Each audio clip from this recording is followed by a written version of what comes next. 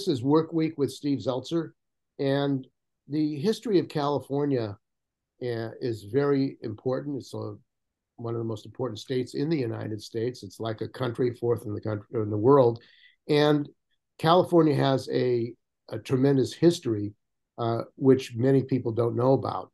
And one of the people who has gotten to the roots of this history, Jean Pfaelzer, and she's a professor, retiring professor now at the University of Delaware.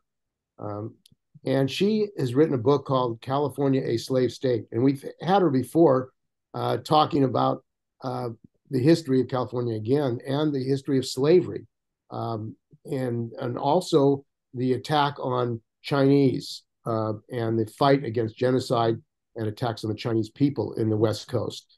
And this history is critical to understand who we are and to understand what's going on as well today for the people of California and the people of the United States. And she's a tremendous author and writer, and she's joining us today to talk about her new book, California Slave State. So welcome to our show, Jean. Oh, it's always good to work with you, Steve. Thank you. So, Jean, you've been writing about the attack on Native Americans, the attack on Blacks, the attack on people in California. This California slave state, how did it come about? California slave state began several years ago. It started my sense of what I didn't know is what really launched this book. I went to public high school in LA. I went to Berkeley for my BA and MA, studied with slavery scholars, and had no idea of what had happened in California. It was presumed to be a free state. It was never a free state. And as I was finishing Driven Out, The Forgotten War Against Chinese Americans, I came upon a photo of a young girl behind a cage. And she stared at me through the wires of this cage. She was an enslaved prostitute on Jackson Street in San Francisco. And as I looked at this picture, and I knew from Driven Out that she was a kidnapped and enslaved prostitute, I didn't understand the bigger picture. And as I looked at her and I put her over my desk, I have two daughters. One was in college when I began this. And I kept thinking, what happened to the 13th Amendment? How was there slavery on Jackson Street in San Francisco? And why didn't I know that? So that photograph haunted me as a scholar, as an activist, as a mom whose daughters have been vulnerable. And that was one prompt for me to take this further. The other prompt was a little article I read in the Eureka Times Standard up in Humboldt County in Northern California. And the article said that a 15-year-old girl had just been found. She was homeless, a runaway. She was wandering the streets of Hollywood. She was picked up by two men and driven the length of the state, all 800 miles, up to Lake County, an inland county, a very hot county in Northern California, to the south of Humboldt County. And she was kept on a marijuana grow. The two men who seized her were growers. They put her in a metal crate, and I saw a picture. There's a picture of the crate in the book. They locked her in a metal crate. They drilled two holes, one to hose her down and one to prod her with an electric cattle prod. And they let her out to sexually service themselves and a few of the other field workers, and also to trim the buds just at this time of year, early fall, when the cannabis plants are blooming. And she was allowed out to trim the buds. One day, they take her down to Sacramento to do some shopping. And while they're shopping, they lock her in a motel room. This 15-year-old girl sees a telephone, dials 911, and frees herself. And she had been held for 8 months, traumatized, enslaved, abused. And so these two figures of young teenage girls enslaved in California just compelled me and troubled me. And I had to kind of fill in the blanks. And as soon as I started to look, the story of slavery in California is not deeply hidden. It sits right under the surface of what we know. And each time I was in one chapter, it led to another chapter. So it begins with the slavery at the California missions. Then it leads to the first enslaved people transported into California, who were Alaska natives, brought down by the Russians for the otter trade. And it goes from there through enslaved plantation Black workers who were marched across the plains for the gold rush. 2,000, mainly men, but some women too, who were brought out to be servants and to be midwives, who were marched across the plains and taken up to the gold rush country. It goes from there into the prophets of the gold rush, the California Constitution, the law. The first law ever written in California was for the legalization of slavery, the legalization of the kidnap and forced indenture of Native Americans. That's all of the refugees from the genocide that historian Ben Madley so brilliantly catalogs for us.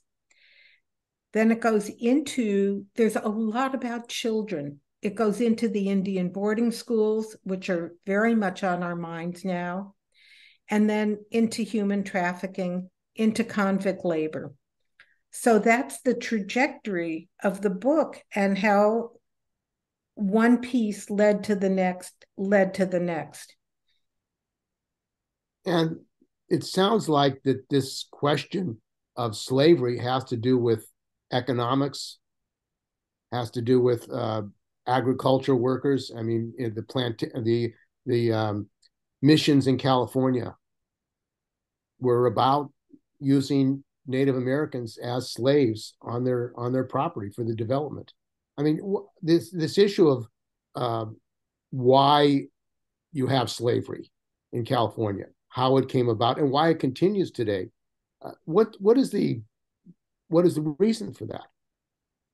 I think in some ways, California cloned what was happening in the plantation South. And it also cloned the laws that were being written in the North, because it was in the North that the mills are processing the cotton that's coming from the South. I didn't know that New York debated seceding because all of that cotton went through the port of New York. With no cotton, the port of New York would have gone bankrupt. The shipping that was happening in Massachusetts to build the ships for the slave trades, that this country is a very tightly knit web. And as California evolves, and we can talk about that, a lot was local, a lot was indigenous. How does California create and need its own forms of free labor, given its ecology, its population, the absolute refusal of Native Americans to do to choose to do any kind of industrial work. And that population is decimated by the genocide and by disease. So California is particular, but it's got a really good template from the North and the South on how to do this. I think your reference to the economics, the profit of unpaid labor, is part of it. But the other part of it that really I came to understand as I wrote California a Slave State is the various ways the human body is owned and controlled and abused. So it's not only the productive, the laboring, productive body that was enslaved, it was the sexual body, the reproductive body, a child's body, the need for California was very unbalanced. In many periods, it was a masculine state. It was called a bachelor society. And so enslaved women were used for, they were raped, they were used for sex, for forced prostitution, up through modern sex trafficking. So it's always about money. It's always about profit, but it's also about power and control of human beings, of their bodies, of the attempt to control what they know, access to education, every piece of our life. People who are enslaved are not healthy. They're vulnerable to disease, to brutality. So it feeds into the medical system that wants to pretend this isn't happening. The training now to teach healthcare workers how to identify people who are being trafficked, often by their tattoos that they're forced to wear to mark them as tattooed people. So profit, of course, unpaid labor, but it was the total control of a human being's body that becomes part of the definition of slavery in California. And the issue of this history, there's an effort to attack Black history, wokeism. I mean, this whole idea that we have to fight woke, we have to fight wokeism. And what I think your book is is actually saying this is the real history, and this is something that they certainly wouldn't want to teach about the history of California, because, of course, it's a very violent history. It's a history that subjugates people. I mean, even the Confederates in California were putting advertisements in the South that Blacks could be used as slaves in the mines. They were recruiting, plantation owners to bring enslaved people. And some of those recruitment ads, the quote, the boosterism, the booster ads, were to really invite people to come, because there wasn't an agricultural labor force here. There wasn't a mercantile or emerging industrial labor force here. But I do want to say, this book is written in twinned chapters. The publicity on it has been magnetized toward the brutality, but each chapter is followed by a chapter about slave revolts, human resilience, human resistance. There was an underground railroad in California that went both north and south to Mexico and to Canada. It was very easy to flee into the redwood forests. There are 800 miles of coastline. It wasn't hard to jump on a ship and get away. I didn't know that there were organized slave revolts at the California missions. I didn't know that at Junipero Serra's first and favorite mission in San Diego, where Father Jaime and Junipero Serra have entrapped and starved out so the Kumeyaay come into the mission and are enslaved, also for conversion. The mission system was built to convert 300,000 California Native Americans, but also to take this fertile land to feed the enslaved miners at the silver mines in Peru and Mexico. This was a global empire form of slavery. I didn't know, and I taught at UC San Diego for 9 years. I didn't know that the Kumeyaay tribe, who lived in small clans all around San Diego, from the mesas down to Pacific Beach, where you can get a pizza now, served by somebody on roller skates.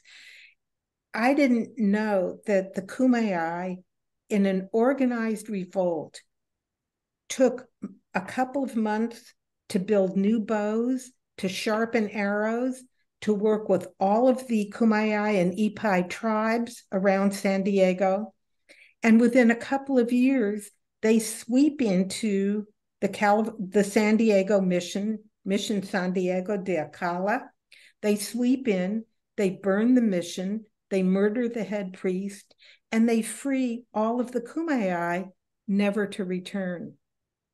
The kids who are doing California's 4th grade mission project aren't taught this.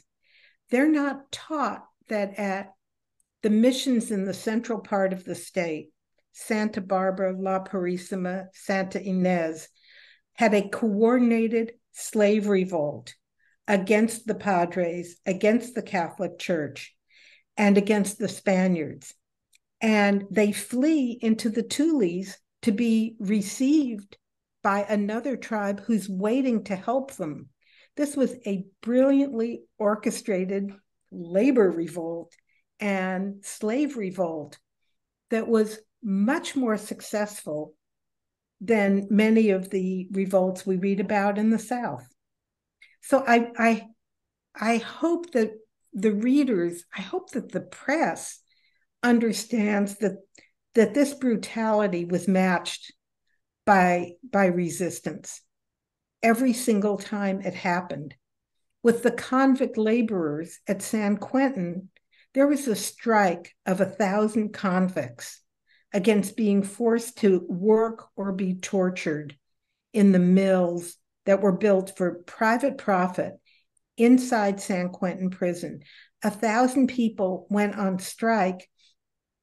This is 100 years ahead of Attica, and yet it's the same. And the difficulty of organizing a strike within a prison is unimaginable. And the consequences were horrible. So I just want both sides of the story, that this isn't only a victim story, that this is a story of formidable resistance and slave revolts. And you look at the history of California, the land grants. We were talking before about the grab. It was a land grab of land of Native Americans that now the University of California operates, and the role of the university, which is the largest holder of rental property in California, is speculating on basically homes. And covering up this history of California. And it's the university, the public education system, which is as well under attack through privatization and forcing young people to get loans to go to college. They can't afford to go to college. I mean, it's such a rich state, yet the subjugation that continues today is driving people out of their homes. Homelessness, right now in People's Park, they're privatizing this park for development. I mean, it seems the exploitation and the theft of people's labor and their lives continues today, right in front of us. I think it's important, the link that you draw between the theft of land and the theft of labor.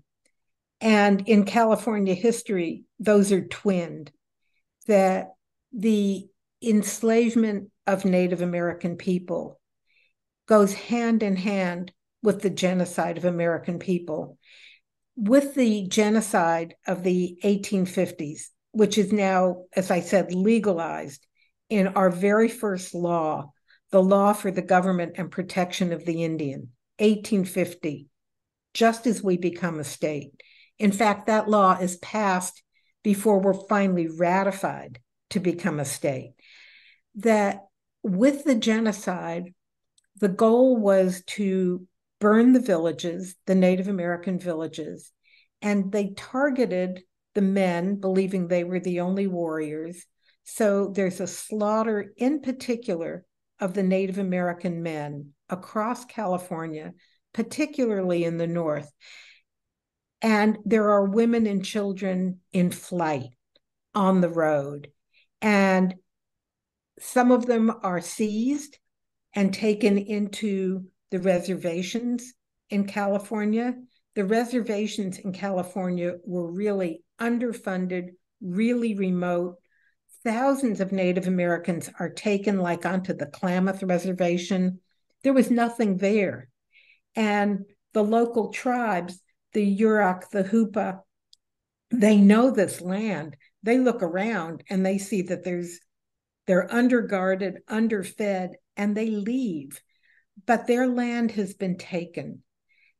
It's the women and the children who are being sold, and some men, off of American military forts and off of the reservations and sold into slavery and bartered across the state,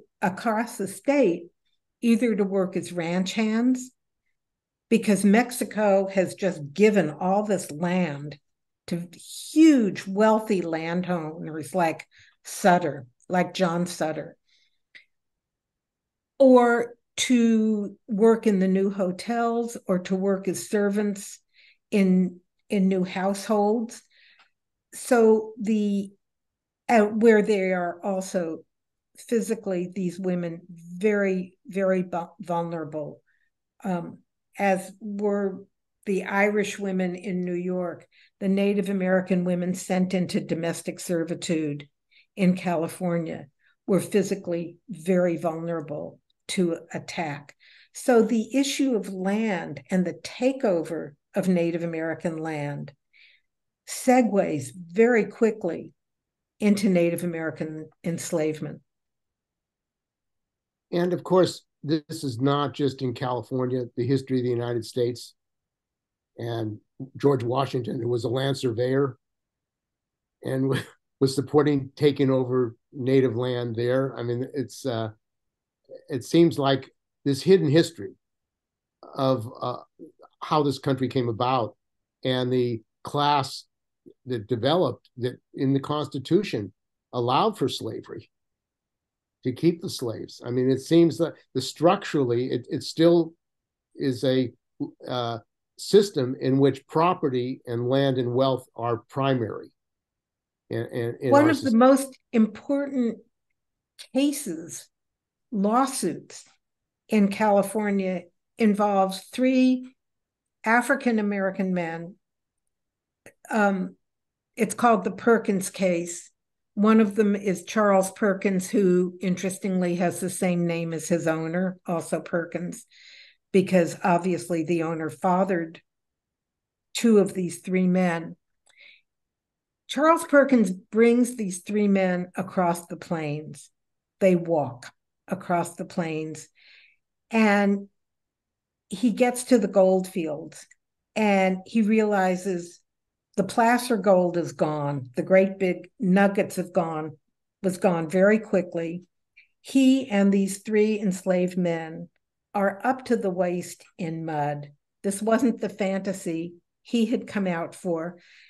People were using all kinds of systems of water and strainers to get at these little teeny flakes of gold. And Charles Perkins, the owner, decides he's had enough. And he says to these 3 men, "You are free. I will manumit you." And as soon as he leaves, he goes back to Mississippi and his great big plantation. These three men mine for themselves, and they do very well. And they build a ranch. They're making money with wagons, transporting farm goods and people through the foothills of the Sierras. And Perkins realizes that how much slaves they're selling for in the 1850s in the South. It's very clear slavery is going to be challenged, and the price of slaves is going up and up and up. There's no more slave trade from Africa, and he wants them back. And he hires, think Harriet Beecher Stowe, he hires a slave catcher to bring these three men down to San Francisco. And there is a massive trial held before the new California Supreme Court. And the court, in the Perkins decision, rules turning to A, states' rights, and B, property rights. So it's the 5th, 6th, 8th, and 10th Amendments. And the California Supreme Court rules that people have a right to control their property. It's in the Constitution, the Bill of Rights. Slaves are property. Hence, Perkins has the right to have these three men back. And they are shipped back through Panama. There's no Panama Canal yet. And I believe that they escape and flee into the jungles of Panama, and we never hear from them again. But the Perkins case legalizes slavery in California. The right to own human beings as property is precedent law in California that really holds until the 13th Amendment is passed at the end of the Civil War. And of course, there's the case of Archie. That's a great case. The case of Archie Lee is phenomenal. Archie Lee was brought out enslaved. When his owner arrives in the foothills of the Sierras, the first thing he does is buy a ranch. This counts. But he's broke. And he goes down to Sacramento and he decides he's going to be a school teacher. And he rents out a little room in Sacramento, puts a notice in the Sacramento paper, the Sacramento Union, saying, I'm opening a school. You can send your kids for $5 a month. He's never been a teacher. He doesn't know what he's up to. Nobody comes to his school. And he has taken Archie Lee with him. Archie Lee flees. There's a very active free Black community in Sacramento. There's a boarding house in Sacramento, a Black-owned boarding house in Sacramento called the Hackett House. And they hide Archie Lee, and he flees 4 times. The free Black community in California raises money for trial after trial after trial to free Archie Lee. He wins them, he loses them, he wins them. The last one is he loses, and his owner, Stovall, wants to take him back to the South. He hides Archie Lee in a rowboat in a cove in Angel Island, and they're waiting for a ship to take Archie Lee back to New Orleans. The free Black community, for $3,500, which would be, I was using a factor of about 30, so almost $100,000, they rent the police tugboat and they buy off the police. This is the beginning of the Black civil rights movement in California. They go out in this tugboat. They've been told by a cook on the ship that's going to New Orleans exactly where and when Archie Lee is going to be loaded onto this boat. As they're loading Archie Lee up the ladder onto the boat, the police and the free Black community seize him. They take him back to San Francisco for a trial. A very, very low-level Black clerk who's working for the court stamps the paper for a writ of habeas corpus, produce Archie Lee. There is a final trial, and they bring in as evidence the ad for the school. And they say, if you've advertised to start a school, you're going to stay in California, and you're going to stay for more than the 3 years that's allotted for you to remain in California with a slave. Archie Lee is freed. He's whisked away to the home of Mary Ellen Pleasant. Mary Ellen Pleasant owns a chain. She's Black. She comes out with money. She makes a ton more money. She gives $10,000 to John Brown's slave revolt. Archie Lee is hidden by Mary Ellen Pleasant, so he isn't seized again. And there's a celebration at the AME Church in San Francisco of Archie Lee is free. If we think of the Huey Newton protests that grip California, this was Free Archie Lee movement. A group of 800 African Americans is invited to come to British Columbia. There is, in a 3-week period, a flight that's organized that night of celebrating Archie Lee at the AME Church in San Francisco. And they organized the flight to British Columbia, where they are offered 20 acres of land, the vote, education for their kids, and the invitation, if they want it, to join the Episcopal Church in Vancouver. I never knew that there was a flight of 800 enslaved African Americans organized at this celebration for Free Archie Lee by this invitation where they wanted population to come to British Columbia. The Archie Lee story is a movie in itself, and it's also part of the civil rights movement in California. The birth of the civil rights movement in California is over the right to testify. If Archie Lee, if Perkins can't enter into evidence because they're not allowed to testify in court, if they can't enter into evidence proof that they are free people, they are enslaved. So the first civil rights movement and the court cases are all about not abolition, which is what I thought I'd find. It's about the right to testify. That's a long story, but the story of Archie Lee is phenomenal. But that's important because, people don't know that history. And it's right here in California, in front of our eyes. In the middle of San Francisco the history of California. Bay, they're taking this enslaved Black man who has fled for his freedom 4 times. They seize him, buying off the cops as he's being forced to climb into this ship to be transported back to New Orleans. And the other important labor story in California is the Chinese, who were brought here to build the railroads. And one of the reasons they brought them here is to replace the Irish who rebelled. The Chinese rebelled too. They had a strike, the first strike. There was an 8-day strike, and it's the first strike that I'm aware of for the 8-hour day. And it's also a strike for equal pay with whites.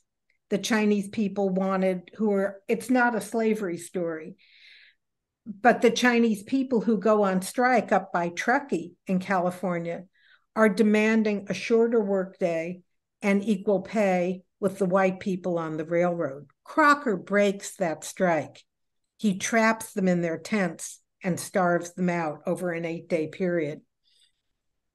I think it's important as we think about slavery in California and Chinese people, it's a very gendered story.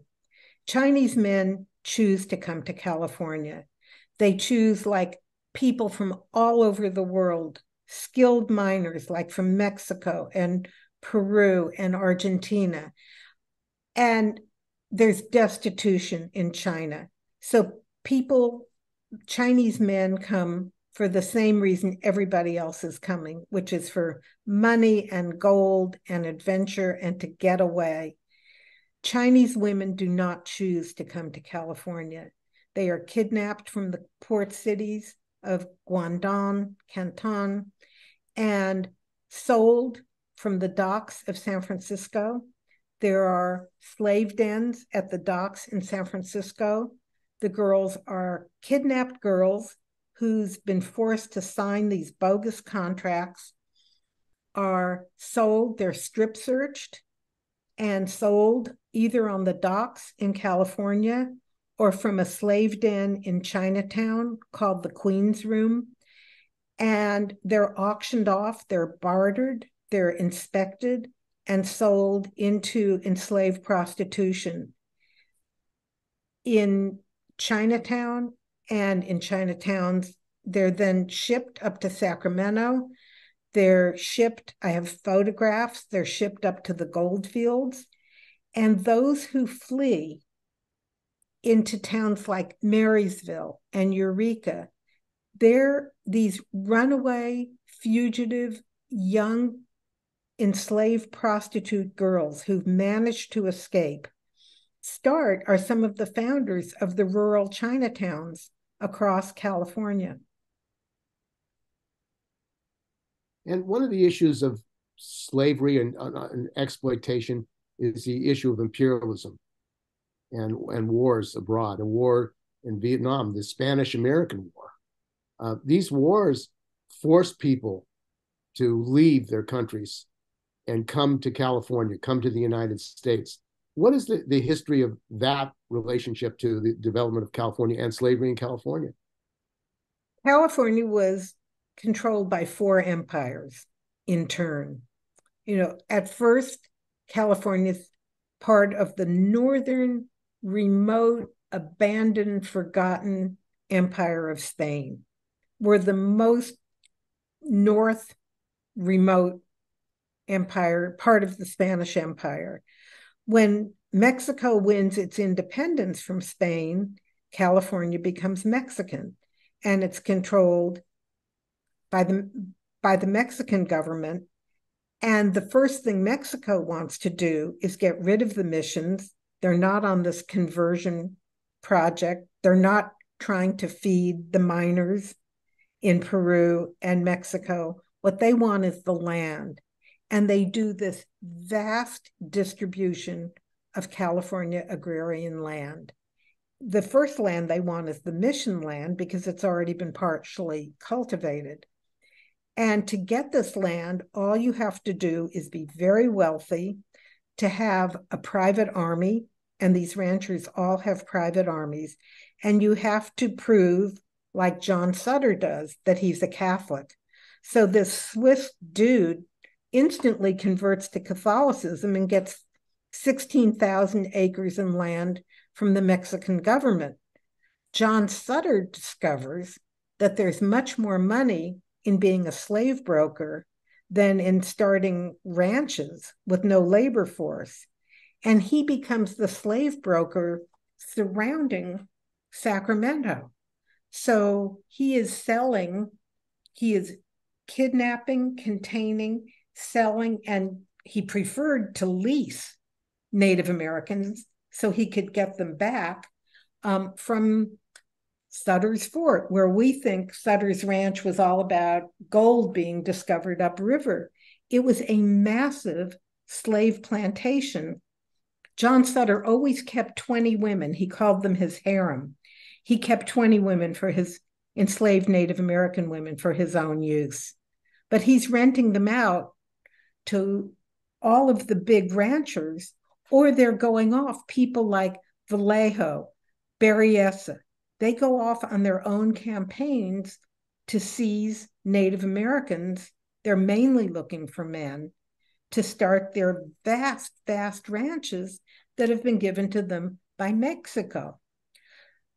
When we beat Mexico in the war against Mexico, or sometimes called the Mexican-American War in 1848, there's this treaty that's one of the core documents for Mexican Americans, Latinx, Chicano people, the Treaty of Guadalupe Hidalgo. In that treaty, we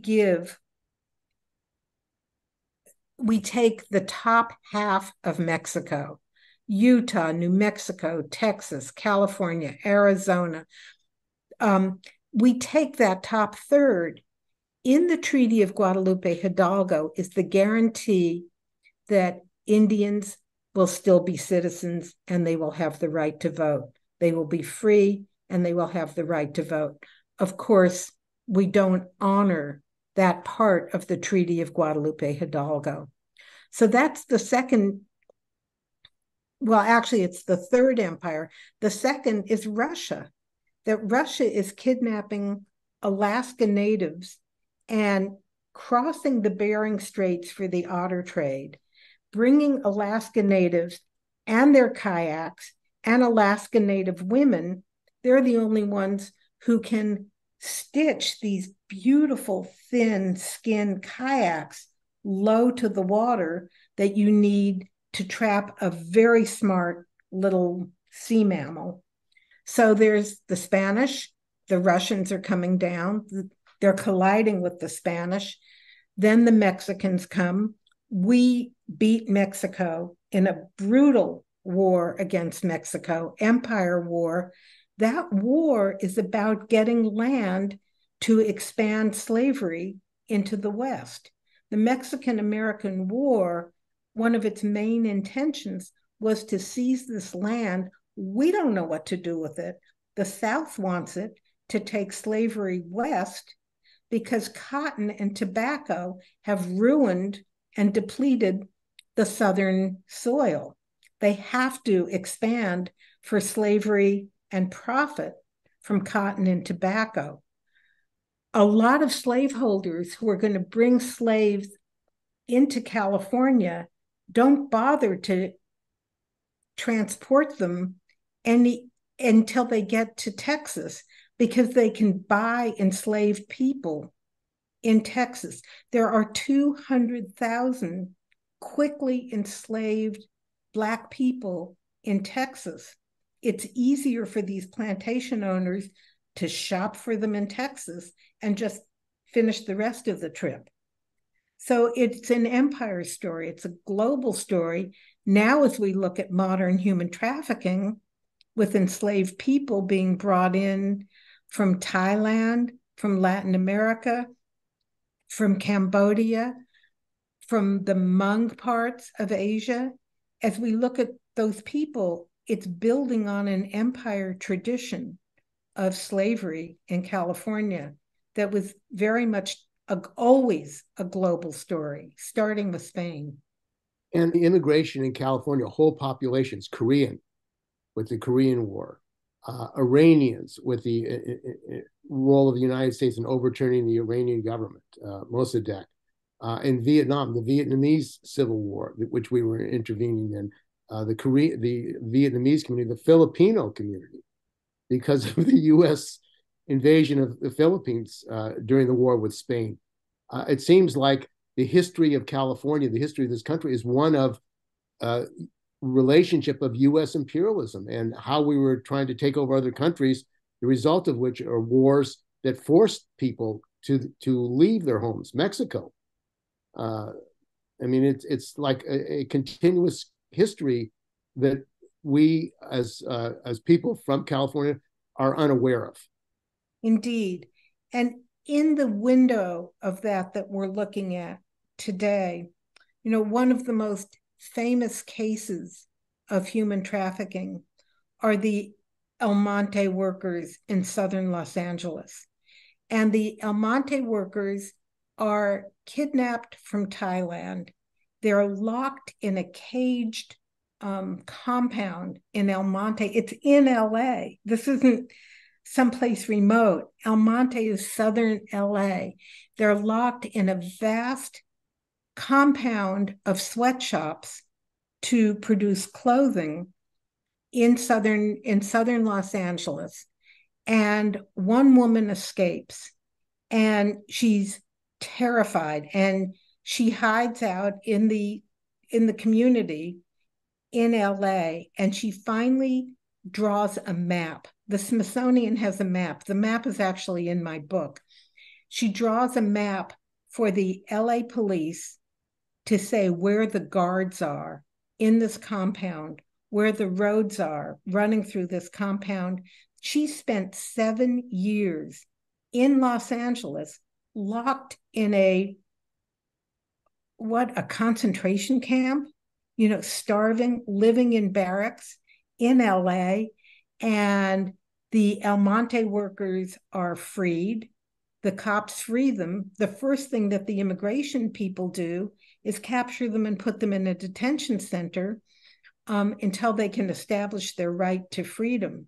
So the link between globalization, the wars in Asia, and modern current human trafficking, and the courage after being entrapped in this compound for 7 years to flee and to become known as the El Monte Workers. And they need tremendous support, legal support, to establish getting out of our detention centers. Today, people are being trafficked out of detention centers. Modern human trafficking in California, people are taking people from the border, from people who are trying to flee into the United States. They're being taken from foster care homes. They're being taken from the detention centers. They're being taken on the run. They're destitute people, in some ways akin to the 15-year-old little girl who began my book. And when we talk about the structure of capitalism and the United States, you have this strike of the Geo Group workers, who are migrants who are escaping. They're here in these prisons, and they're basically being forced as slave labor to clean the prison, privately run, for-profit prison in California. And basically, the government says, the Biden administration, we can't do anything about it. We can't do anything about the fact that even in California, they ignore Cal OSHA, they ignore regulations. The largest donor to Jerry Brown's campaign for governor was prison wardens. The prison warden union were the largest donor to Jerry Brown's campaign because they want more and more and more of these private prisons, funded, as you say, by GEO, to be built. We have little windows from people who have escaped or people who ultimately get paroled are our biggest sources of information. I tried to interview representatives from the Prison Workers Union for this book. They didn't want to talk to me about why the prison guards were so invested in keeping these private prisons. And what's happening in the private prisons are industries. There are industries at the Donovan Penitentiary in Southern California in the Ojai Valley, where they're working on T-shirts. This isn't like making government furniture or license plates that we used to learn about. They're making T-shirts. They're cutting off the labels that say made in Honduras and stitching in the labels that say made in the USA. 2 African-American prisoners managed to find a telephone, and they call an LA TV station and explain what's going on in Donovan. And they, of course, get busted. Up in some of the women's prisons, they're doing green labor. They're taking apart old computers with no protection. They're inhaling the dust. The dust is on their clothes. They're not given alternative prison uniforms. And so this is by Sony. They're taking apart old Sony computers flying around this toxic dust. They're compelled to work there, either to get a slightly reduced prison or not to be punished. So the profitability, even under the eco, let's go green, we're Sony label, is happening with female prisoners in California, unfree and unable to reject these jobs. And they're getting all kinds of cancer. There was a big, it's Adelante, there was a big prison strike around this issue. And in California, actually, there used to be an article in the Constitution against slave labor in the prisons. And that was removed by Dianne Feinstein, who said, we want to give prisoners training to have jobs so they can get skills. Yeah, the job training myth. There is a movement. I don't know how much traction it's really going to have to alter the 13th Amendment. The 13th Amendment bans slavery in the United States, except as punishment for a crime. Slavery is never an appropriate punishment for any kind of a crime. There are systems of reasonable and unreasonable punishments for crimes. Slavery is not one of them.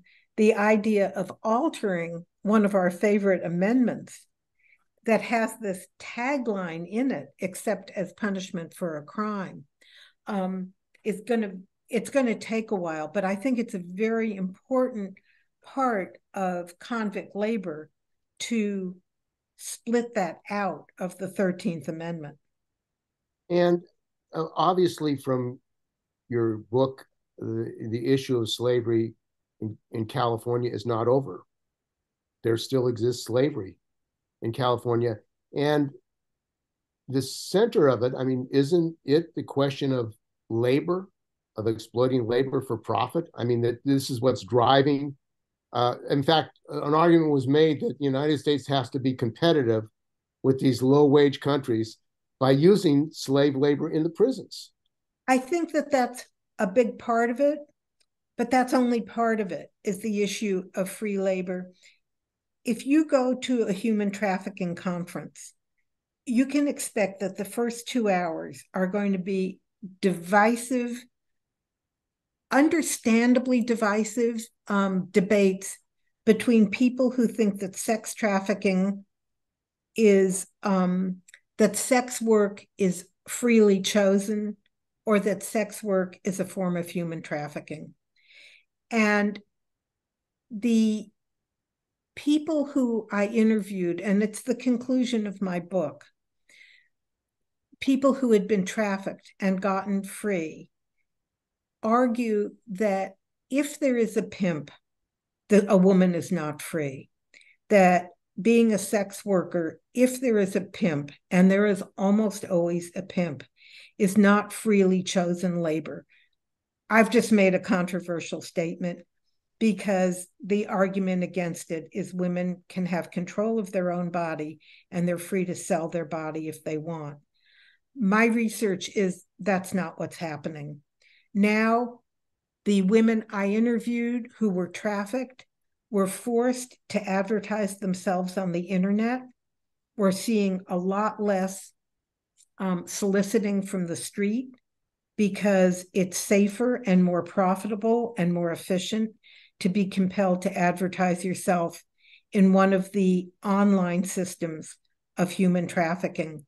So I think that part of it is labor trafficking, and we are now just beginning to understand how much of our field labor is trafficked.